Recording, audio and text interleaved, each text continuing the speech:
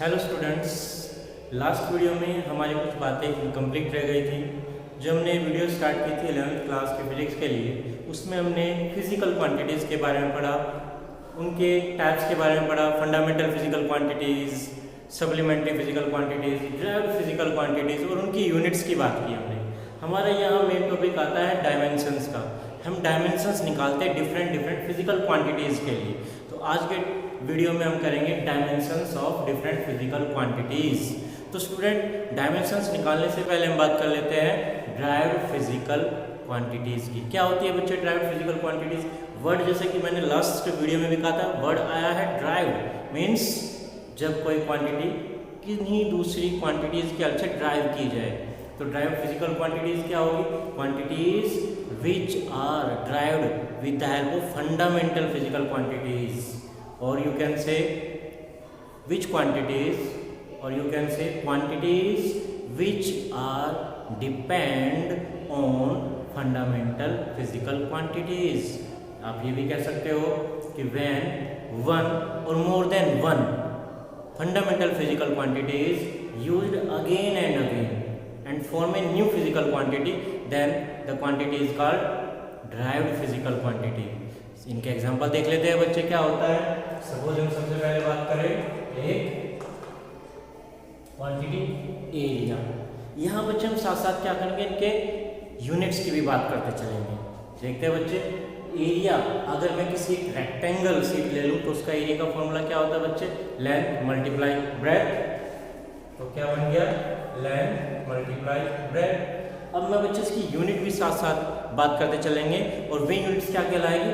Derived physical units. Fundamental physical quantities की जो unit थी उनको हम कहते थे बेसिक यूनिट या फंडामेंटल यूनिट्स, और ड्राइव्ड फिजिकल क्वांटिटीज की यूनिट को हम क्या कहेंगे? Derived units. तो इनकी ड्राइव्ड यूनिट्स भी देख लेते हैं बच्चे। तो क्या बनता है? लेंथ मल्टीप्लाई ब्रेथ, दोनों क्या है? लेंथ ही है, तो दोनों की यूनिट क्या होगी? हमने लास्ट वीडियो में यूनिट्स के बारे में भी डिस्कस कर लिया था। तो लेंथ का यूनिट मीटर, तो मीटर मल्टीप्लाई मीटर। हम यहाँ के अलग से यूनिट भी लिख लेते हैं बच्चे। मीटर मीटर क्या बन जाएगा? Metre square. सेकेंड हम ले लेते हैं सपोज वॉल्यूम। एक किसी क्यूबॉइड के लिए एक सिंपल फॉर्मूला हम ले लेते हैं, क्या बन जाएगा? Length multiply breadth multiply height, length breadth height. तो यहाँ बच्चे इसकी यूनिट क्या बन जाएगी? Metre metre metre. क्या बन गया? Metre cube. इससे आगे चलते हैं बच्चे, सपोज हम बात कर लेते हैं स्पीड और वेलोसिटी।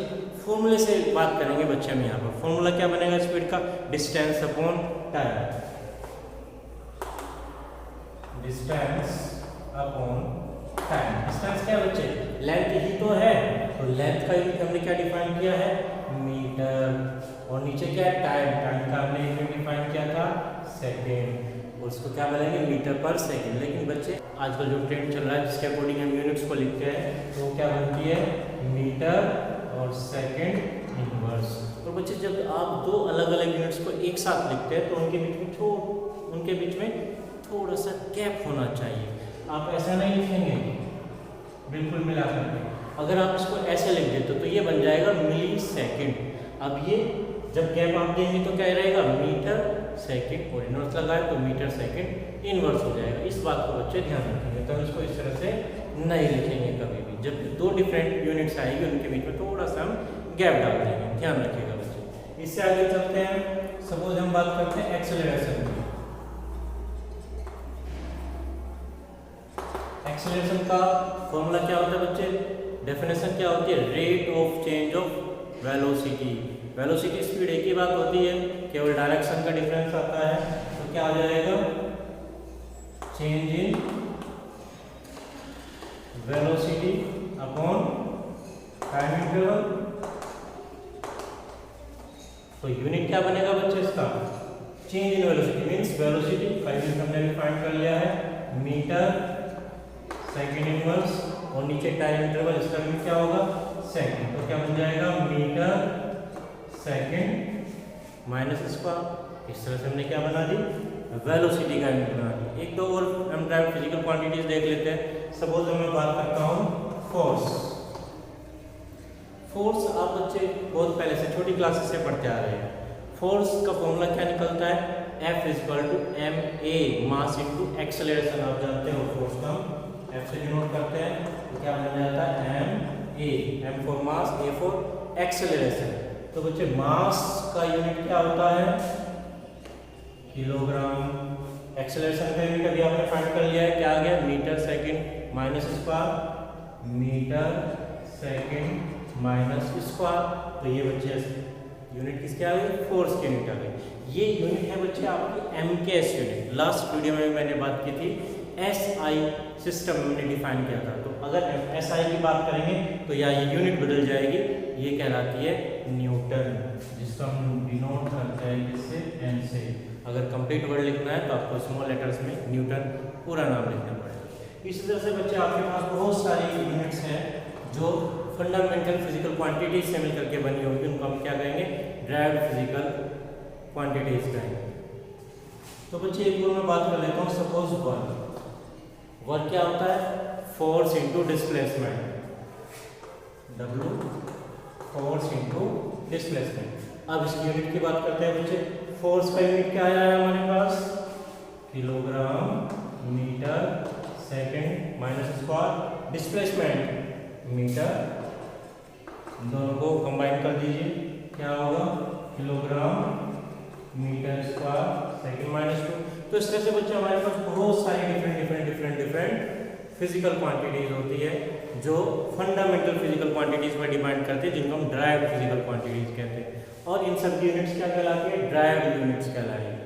ठीक है बच्चे, अब चलते हैं बच्चे अपने मेन टॉपिक डायमेंशन। डायमेंशंस,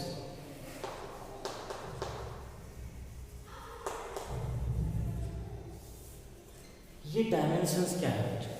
इसके बारे में पढ़ते हैं। Dimensions of physical quantities. अभी हमने कहा derived physical quantities which depends on one or more than one fundamental physical quantities. Means when a fundamental quantity or more than one fundamental quantity is used again and comprise to one physical quantity, then the new quantity is called derived physical quantity. यहाँ से ही बच्चे हमारी dimension की definition बने। देखिए बच्चे, मैं एक ड्राइव्ड फिजिकल क्वांटिटी लेता हूँ, फिर समझाता हूँ कि डायमेंशन होती क्या है। सपोज मैं बात करता हूँ, मैंने अभी एक ड्राइव्ड फिजिकल क्वांटिटी निकाली थी, वेलोसिटी या स्पीड आप कह सकते हो। स्पीड क्या फॉर्मूला आया था बच्चे इसका? Distance upon time. डिस्टेंस क्या बच्चे? डिस्टेंस लेंथ ही तो है। अगर मैं इसको L से डिनोट कर दूं, टाइम को T से डिनोट कर दूं, तो ये क्या बनेगा? L T inverse. मीन्स आप कह सकते हो L का पावर भी 1 है। यहाँ मैंने क्या किया? दो फंडामेंटल फिजिकल क्वांटिटीज को यूज किया। L मीन्स लेंथ और T मीन्स टाइम। लेंथ और टाइम, और इनके ऊपर कुछ पावर्स आ गई हैं, L to the power 1, T to the power -1। ऐसी सपोज मैं बात कर लेता हूँ वॉल्यूम। अगर मैं वॉल्यूम की बात करता हूँ तो एक जनरल फॉर्मूला मैं बात करता हूँ, लेंथ मल्टीप्लाई हाइट। तीनों क्या है? लेंथ ही तो है। तीनों क्या है? लेंथ है। तो क्या बन जाएगा? Length to the power 3 length cube. अब बच्चे देखिए, ये जो भी हमारी ड्राइव्ड फिजिकल क्वांटिटीज बनी है, इन ड्राइव्ड फिजिकल क्वांटिटीज को रिप्रेजेंट करने के लिए मुझे क्या करना पड़ रहा है? जो हमारी फंडामेंटल फिजिकल क्वांटिटीज थी, इन क्वांटिटीज के ऊपर कुछ पावर लगानी पड़ रही है। यहाँ L to the power 1, T to the power -1 और L to the power 3 for volume. तो ये जो पावर्स हमने लगाई है to represent a derived physical quantity, ये पावर्स ही हमारी क्या कहलाती है? डायमेंशंस। तो यहाँ से हम डेफिनेशन बना सकते हैं, dimension of a physical quantity are those powers which are raised on fundamental physical quantities to represent a derived physical quantity. Dimensions are the powers which are raised on fundamental physical quantities to denote, to represent a derived physical quantity. ठीक है student, अब हम different different physical quantities के लिए क्या करते हैं, dimensions find करते हैं। और ये डायमेंशंस का टॉपिक बच्चे बहुत अच्छा है। यहाँ से लेकर के आप जितने भी चैप्टर्स फिजिक्स में पढ़ेंगे, हर एक चैप्टर में कुछ न कुछ नई नई फिजिकल क्वांटिटीज आती चली जाएगी और उन क्वांटिटीज से रिलेटेड आपको डायमेंशंस भी लिखनी होती है। यहाँ तो हम केवल वे डायमेंशंस फाइंड आउट करेंगे जो हमने अब तक पढ़ ली है, जिनके फॉर्मूला हमें पता है, केवल वे ही डायमेंशंस हम यहाँ पर ड्राइव करते हैं। बाकी जो भी नई नई फिजिकल क्वांटिटीज आती चली जाएगी, हम चैप्टर वाइज उन्हीं फिजिकल क्वांटिटीज को डायमेंशन में कन्वर्ट करते हैं। चलिए बच्चे करते हैं इनको। हाँ बच्चे ध्यान रखिए, जब भी आप किसी भी फिजिकल क्वांटिटी की डायमेंशन फाइंड करते हो तो उस डायमेंशन के लिए कुछ इंपॉर्टेंट बातें हैं। आपका आता है मास। जब भी मास आता है तो मास को हम रिप्रेजेंट करते हैं एम कैपिटल लेटर से, और जब भी आप डायमेंशन लिखते हैं बच्चे तो उस डायमेंशन को, उस सिंबल को एक स्क्वायर ब्रैकेट के अंदर रखना बेहद जरूरी है, क्योंकि ये डायमेंशन तभी कहलाएगी जब आप इसको एक स्क्वायर ब्रैकेट में रख देंगे। लेंथ, लेंथ के लिए हम यूज करते हैं capital letter L, similar to time, time के लिए हम यूज करते हैं कैपिटल टी। ये हमारी तीन क्या थी, बेसिक फिजिकल क्वांटिटी, जिनको हमने डिनोट किससे किया, एम, एल एंड टी। बात कर लेते हैं एक दो टेम्परेचर की। अगर हम बात करें तो टेम्परेचर को हम डिनोट करते हैं, टेम्परेचर का ऐसा यूनिट होता है केल्विन, तो उसको हम के से डिनोट कर लेते हैं। अगर मैं बात करता हूँ इलेक्ट्रिक करंट, तो इलेक्ट्रिक करंट को हम डिनोट करते हैं, इसका यूनिट होता है एम्पियर, तो वहां पर इसके सिंबल ए से हम इसको यूज कर देते हैं। तो बच्चे जब भी हम डायमेंशंस बनाएंगे तो ये बात हमें याद रखनी है कि ये जो डायमेंशंस हैं हम इन सिंबल्स की फॉर्म में बनाएंगे। मास को रिप्रेजेंट करेंगे एम से, लेंथ को रिप्रेजेंट करेंगे एल से, टाइम को रिप्रेजेंट करेंगे टी से, और टेम्परेचर को के से, इलेक्ट्रिक करंट को कैपिटल ए से। और इन सभी सिंबल्स को हम एक स्क्वायर ब्रैकेट के अंदर भी रखेंगे, तभी ये हमारी डायमेंशन कहलाएगा। तो निकालते हैं बच्चे डिफरेंट डिफरेंट फिजिकल क्वांटिटीज के लिए dimension.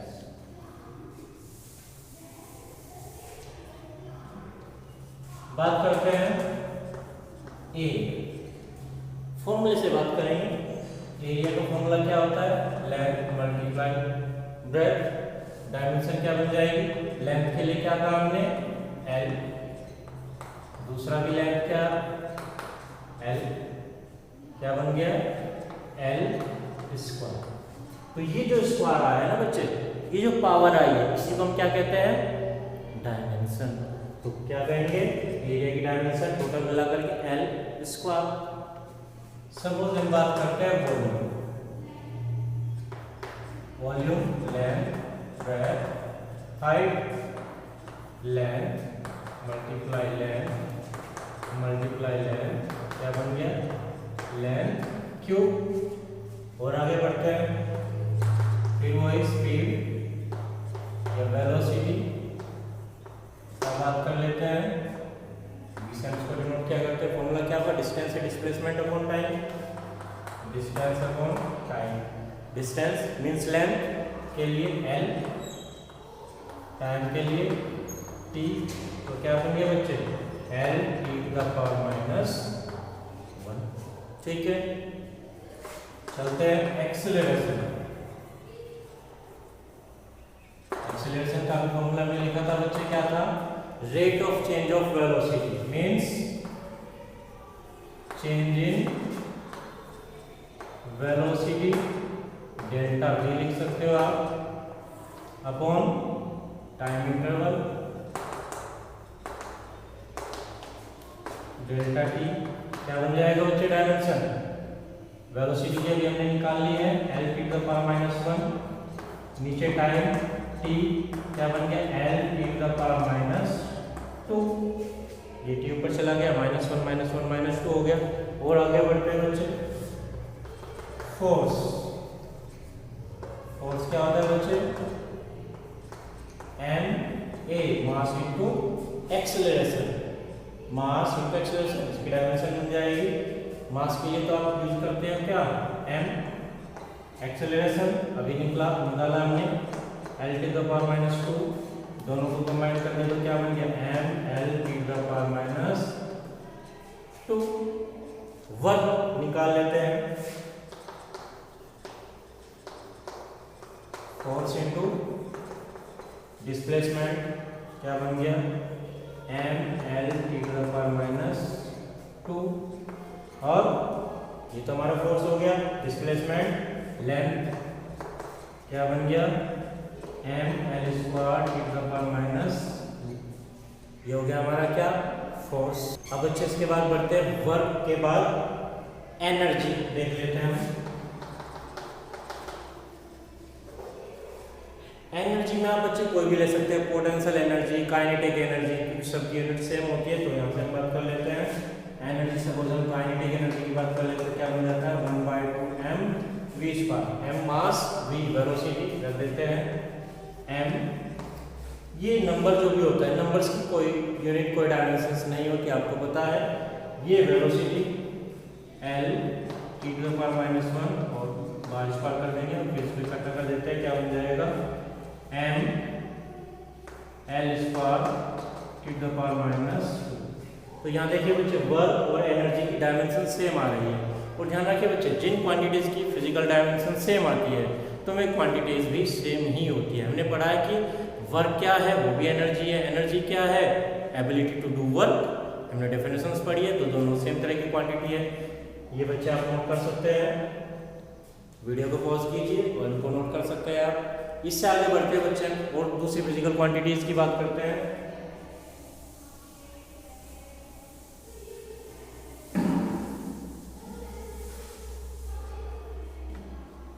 Pressure,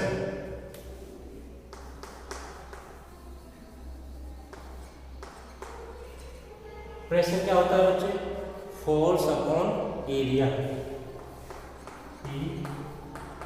force upon area. Force की डायमेंशन हमने लिख ली है, एरिया की डायमेंशन भी हमने लिख ली है, निकाल लेते हैं। फोर्स का क्या निकाला बच्चे हमने m l to the power minus 2 और एरिया क्या हो गया l स्क्वायर। यहाँ से ये ऊपर चली जाएगी, l स्क्वायर माइनस 2 हो गया m l to the power minus 1 to the power minus 2। ये हो गया बच्चे हमारा प्रेशर। अब इसके बाद कुछ और हम फिजिकल क्वांटिटीज की बात कर लेते हैं। सपोज बच्चे, सपोज मैं ले लेता हूँ प्लेन एंगल, जो हमने सप्लीमेंट्री फिजिकल क्वांटिटी में पढ़ा था। प्लेन एंगल, एंगल का फॉर्मूला हम छोटी मैथमेटिक्स में 9th 10th में पढ़ लेते हैं। फॉर्मूला क्या होता है, arc upon radius, arc upon radius. Arc क्या है, लेंथ है बच्चे, और रेडियस क्या है, वो भी लेंथ है। तो लेंथ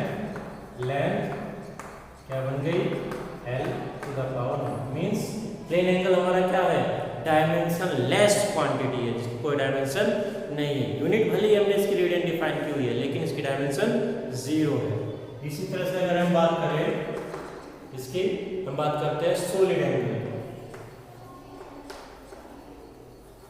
सॉलिड एंगल का फॉर्मूला होता है बच्चे एरिया ऑफ सरफेस, और एरिया ऑफ सरफेस किसका लेते हैं, स्फीयर का। कोई भी छोटा पोर्शन आपने सेलेक्ट कर लिया, नीचे क्या आता है रेडियस स्क्वायर। तो यहाँ भी क्या बन गया बच्चे, ऊपर भी एरिया और नीचे एरिया का l स्क्वायर और नीचे लेंथ का स्क्वायर है, तो ये भी स्क्वायर, तो क्या बन गया l to the power 0। Means यहाँ ये फिजिकल क्वांटिटी कैसी है, ये भी डायमेंशन लेस है। और बढ़ते हैं बच्चे, सपोज हम बात कर लेते हैं टाइम पीरियड। टाइम पीरियड तो t ही होता है, जिसकी यूनिट सेकंड होती है, तो उसका डायमेंशन t रहेगा।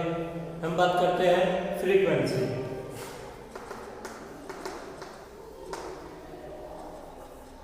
फ्रीक्वेंसी क्या होती है बच्चे, frequency reciprocal of time period.